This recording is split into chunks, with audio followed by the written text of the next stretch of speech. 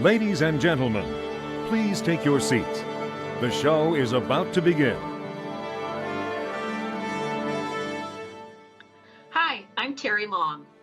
And I'm Jeremy Eden, and we are the co-CEOs of Harvest Earnings. Welcome to the Elephant in the Boardroom. Hello, everybody. Hello. Here is our second episode of season 3, and it's going to dovetail a bit from our first episode of season 3, which was about decision making and how there is an extreme lack of discipline in corporations in doing so. And this topic is the extreme lack of discipline when it comes to money spent, money going out the door, expense control. And that has a very negative consequence to everybody, employees, customers, shareholders, not just because, expenses are bloated. It's because good things don't happen with the money that goes out the door. So a common complaint that we always hear, but it's not just a complaint, we see it all the time, is that these big initiatives are done, lots of ideas are compiled, companies announce with great fanfare that they've saved $80 million or $40 million or $250 million, and yet it never makes it to the bottom line. Why? Don't know. No. Yes, you So do. this is certainly a big elephant in the boardroom, which is that all this energy often goes into specific initiatives, but the money that's created, there isn't the same effort and discipline and tracking into how it might get spent by many people in many different ways. And years ago, you came up with the expression locking the vault. So you put the money in the vault. We're not saying it shouldn't come out and be spent, but there should be tremendous rigor around why are we spending this money and what are the benefits going to be, and are we going to track it and hold people accountable for everything. So for example, there might be somebody who says, well, my volume's going up. So of course, I'm just going to spend more money because I've got all this great new volume. Well, it's great that you've got new volume, and it's completely fine that maybe more money be spent on it. But that actually should be a idea that's put into a tracking system and managed, because first of all, it might turn out that with this new volume, there are new things you could do and new actions you could take. So you're not just loading the costs on at the same rate in the same way as you did on the previous costs. Or maybe that volume isn't profitable. Right. And maybe it's going to be much more temporary. We know, supermarket chains during COVID had big spikes, but how long was that going to last? And is the money that's being spent variable and you're not stuck with it, or were there other ways of covering those activities without necessarily spending money? Yeah. And I think this doesn't get done often because people don't like it, right? If you're a manager, you want to say, well, but I have this budget, and if I'm operating under this budget, then that should be good enough. But unfortunately, we have seen through decades of working with large companies that it isn't enough.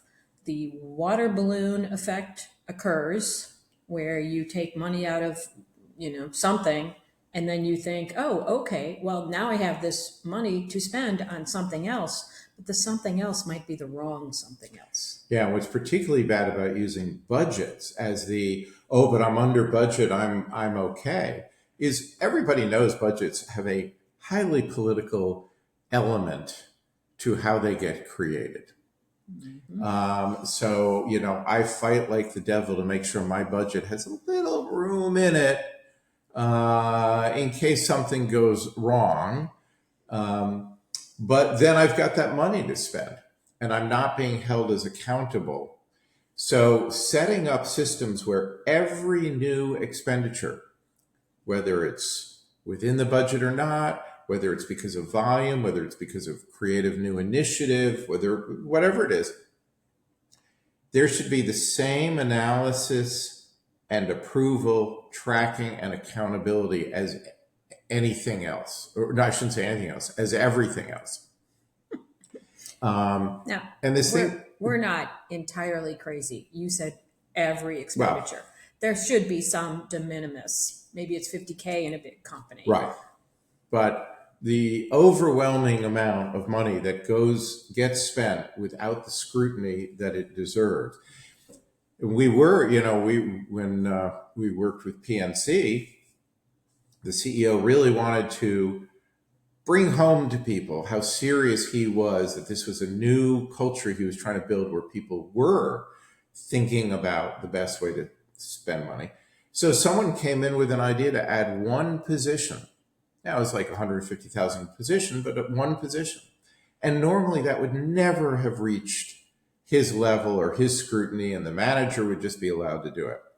And he pushed back about how else could we do this to still accomplish the goal. It wasn't cut costs at all. He was super customer oriented. He certainly wanted revenue to go up, but it was, and sure enough, the person who was being pushed back on ended up coming up with a different way of accomplishing the goal. But much more important than that, the message got sent that you don't just go and say, hey, I need 3 more people. I'm under budget. Okay, done. Instead, you got to be really thoughtful about it. Yeah. And the other problem with if it's in my budget, then I should be okay is, if you have extra money in your budget, maybe the best thing for the company is to have it be a different department that uses that money. So, once the budget's set, you're never giving up that dime. But, maybe your volume has gone down. So you actually could provide some of that money to a department who, has a lot of opportunity to grow. So this is another problem with budgets, Yeah. and with lack of expense control. I mean, there's 2 good examples of this. The CEO of Manpower had basically said, we're going to invest heavily in a whole new branding program. But if all the departments and everyone were sort of hiding little bits of money, then he didn't have it to be able to invest in this thing that they all agreed was a good thing to do. And actually, Bill Johnson at Heinz was very much the same way of, you need to tell me about it because we want to build a world-class kitchen, which everyone agrees is a good idea. We want to invest in these kinds of activities. But I can't do it if everyone's sitting on their bit of money and then often spending the money because they've got it and they don't kind of want to give it back. Yeah, which, it's human nature. It is human We're nature. not, we aren't really casting blame. Well, I guess we are casting blame, but we understand it. It's natural. And if that's the game, that's the game you play, well, maybe it's actually foolish to say, you know what, I don't need this 50K in my budget. Hey, Division B, do you need it? Right. But that's never going to happen. And that's why you need to lock the vault and control what is going on with the significant amounts of money that your company is spending. Yeah. I mean, we were recently at a company where the CFO was saying, well, we did this big initiative, we can't even find the money. But there's no actual variance reporting that says, oh, we redid our offices and we've got this volume growth and we've got all these things. We invested in this warehouse. Yeah. And so to figure out where the money went, first of all, is critical. And then to hold people accountable. Almost, I'm sure every company we've been in, they talk about accountability and transparency as being so critical. We need to be transparent with the decisions we're all making and the consequences they're having, and then we need to hold people accountable. But it's actually very rare that someone 2 years down the road is held accountable for, we we put in these new refrigerators into the supermarket because it was going to save money on how energy was used. Well, did it? Was it tracked?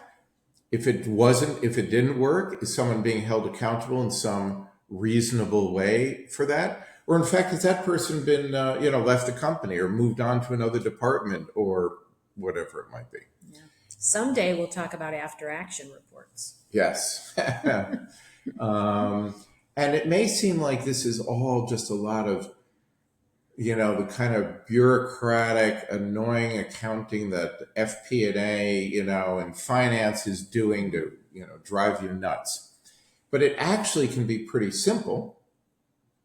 And without it, companies are simply not aware that you save 40 million, but there's hundreds of millions, possibly billions, that are being spent daily.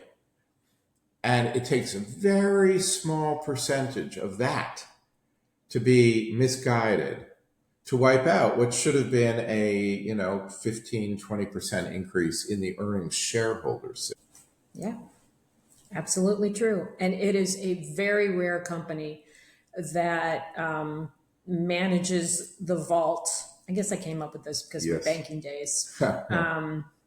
That manages the vault in a way that protects the company, so that smart decisions are being made. And we know this is the case because often when we walk in, there's initiatives going on, and we'll ask, okay, how much is it going to cost? What's it going to yield? Who's, being held accountable for it?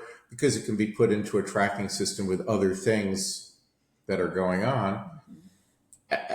And the answer is, we don't know. We don't know at the level of precision and accountability that's trackable. It's not that they are totally ignorant of the decision. Thought may well have gone into it. But did those new refrigerators, did they say how much in the energy they were going to save and make it a measurable, trackable thing? And did they then measure and track this? That's what's kind of missing. Yeah.